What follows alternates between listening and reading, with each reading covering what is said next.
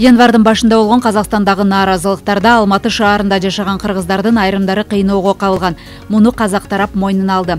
Кыйноолордун алдын алуу улуттук борборунун директору Бакыт Рыспеков билдиргендей, казак тараптан эл аралык милдеттемелер бузулду. Бул окуяларда адам укуктарын коргоо боюнча акыйкатчынын аппараты менен биргеликте Казакстанга атайын жумуш сапары болуп, анда кыргыз жарандарына коюлган айыптар жана алардын чын төгүнүн териштирүү иштери боюнча жолугушуулар өттү.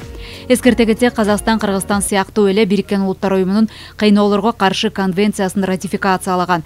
Буга чейин Алматы шаарындагы башаламандыкта кармалган кыргызстандык Викрам Рузахунов менен Чолпонбек Сыдыковдун кыйноого кабылышы боюнча учурда кылмыш иштери козголгон.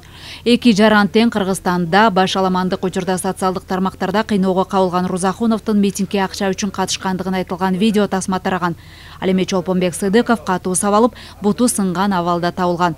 Бул иштер боюнча тергөө амалдары уланып, казак тарап ишти адилеттүү карап берүүгө убадасын беришти.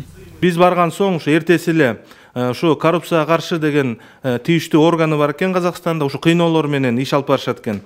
Алар бизге чалышып, ушу жана Сыдыковдун азыркы абалы кандай, жана ушу бир сурак протоколдорун баягы эки мамлекет ортосунда тийиштүү келишимдер бар.